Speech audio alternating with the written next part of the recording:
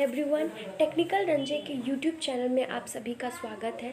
आज हम पढ़ने वाले हैं 12th Bihar board physics NCERT का चैप्टर 10, जिसका शीर्षक है वेव ऑप्टिक्स तरंग प्रकाशिकी। तो सबसे पहले हम इस चैप्टर में पढ़ेंगे। इसका सबसे इम्पॉर्टेंट टॉपिक जो है वो हाइजेंस वेव थ्योरी है। तो आइए जानते हैं हाइजेंस तरंग सिद्धांत क्या होता है। अक्सर ऐसा देखा जाता है कि फिजिक्स का प्रिपरेशन करने में दिक्कत आती है। उसके लिए अन अकाडमी पर नामोकॉल सर के नाम से सब जानते हैं, जो कि इंडिया के one of the best physics educator माने जाते हैं। एंड रोटेशन मोशन में उनकी खासियत भी मानी जाती है। रोटेशन मोशन में उनकी खासियत इसलिए मानी जाती है कि वह टॉप लेवल के एजुकेटर है। नामो सर सबसे ज़्यादा रोटेशन मोशन के ऊपर प्रॉब्लम वीडियो अन अकाडमी पे फ्री में अवेलेबल किए हैं, जिसे आप लोग प्रिपरेशन कर सकते हो। इसे यूज करने के लिए सबसे पहले प्ले स्टोर में जाना होगा, वहाँ पे लिखना होगा अन अकाडमी लर्निंग ऐप। उसके बाद वहाँ से डाउनलोड कीजिए। डाउनलोड करने के बाद आपको डिस्क्रिप्शन में मैंने एक लिंक दिया हूँ, उस लिंक पर क्लिक कीजिए। जैसे ही उस वाले लिंक पे क्लिक कीजिएगा, इसे एक्सेस कर पाएंगे और इसमें ज्वाइन होकर आप लोग पढ़ाई कर सकते हो। तो चलिए हम लोग स्टार्ट करते हैं वीडियो को। Huygens believed that either vibrated in the same direction as light and formed a wave itself as it carried the light waves. In a later volume, Huygens' principle, he ingeniously described how each point on a wave could produce its own wavelets which them add together to form a wave front।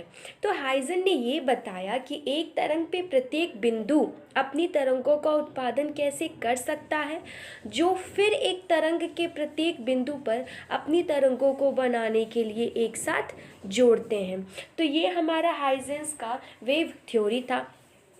इस chapter का जो next important topic है वो है Doppler's effect, Doppler का प्रभाव। तो हम इसे देख लेते हैं। जब तरंग के स्रोत और श्रोता के बीच आपेक्षिक गति होती है तो श्रोता को तरंग की जो आवृत्ति है वो बदली हुई प्रतीत होने लगती है। आवृत्ति बदली हुई प्रतीत होने की इस घटना को हम कहते हैं डॉपलर इफेक्ट, डॉपलर प्रभाव। When there is a relative motion between an observer and a source, then the pitch of the note normal emitted by the source appears. Change in pitch due to a relative motion, this phenomena is called Doppler's effect। तो आगे topic है प्रकाश तरंगों का व्यतिकरण, interference of light waves क्या होते हैं।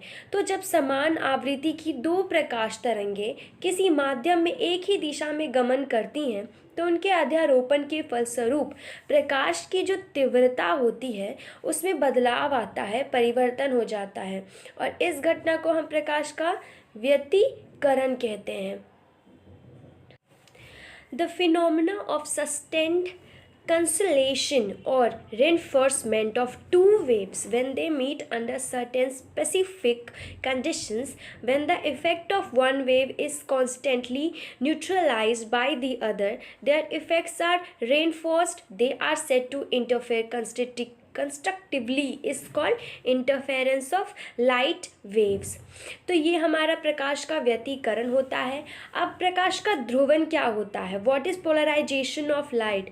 तो जब प्रकाश तरंग के कंपन प्रकाश संचरण की दिशा में होता है तो और ये अगर दिशा में सममित नहीं होता तो प्रकाश की इस घटना को हम प्रकाश का ध्रुवन यानी पोलराइजेशंस ऑफ लाइट कहते हैं।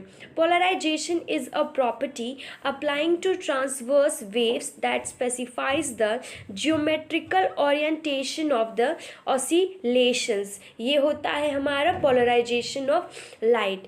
तो अब हम इस चैप्टर के नेक्स्ट इम्पॉर्टेंट टॉपिक की ओर बढ़ते हैं, जो है स्कैटरिंग ऑफ लाइट, प्रकाश का प्रकीर्णन।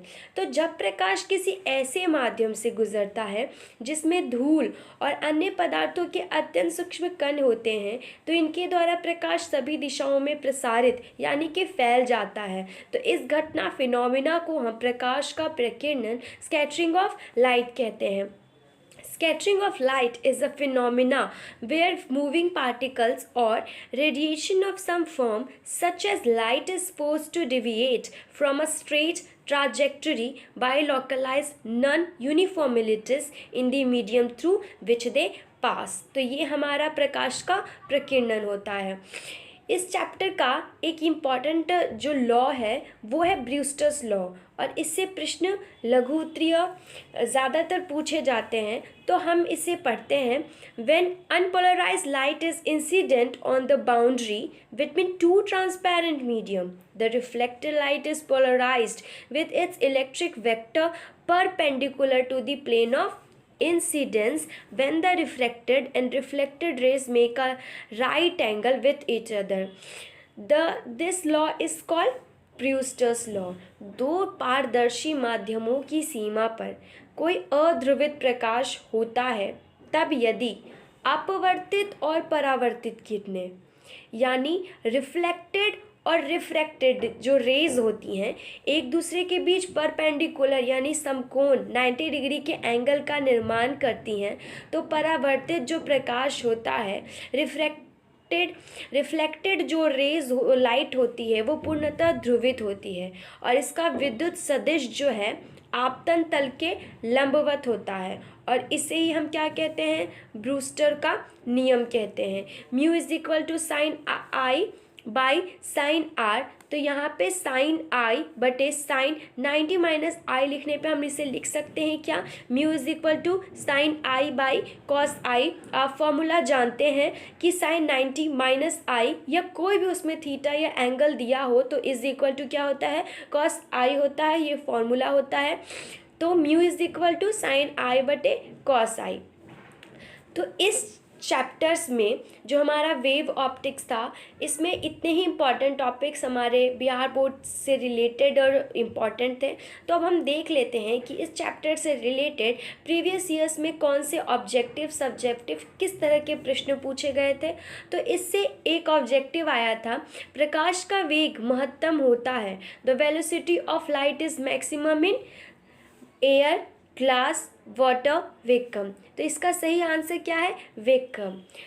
जिस वेकम का अर्थ निर्वात होता है वहाँ पे ऐसी कोई भी चीज़ नहीं होती है जो प्रकाश को रोक सके, इसीलिए उसमें उसका वेग जो है बहुत ज़्यादा स्पीड ज़्यादा होती है। जबकि एयर ग्लास वाटर कोई ना कोई ऐसी चीज़ होती है जो उसे मतलब ऑब्स्ट्रक्ट कर सकती है, बाधा पहुंचा सकती है, इसलिए प्रकाश का वेग सबसे अधिक कहाँ होता है, तो वेकम निर्वात में होता है।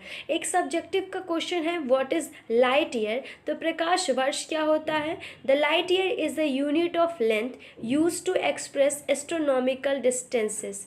प्रकाश वर्ष खगोलीय दूरी मापने का एक मात्रक होता है। तो इस चैप्टर के हमने सारे इम्पॉर्टेंट टॉपिक्स और प्रीवियस ईयर्स के क्वेश्चंस हमने देख लिए। Thank you for watching.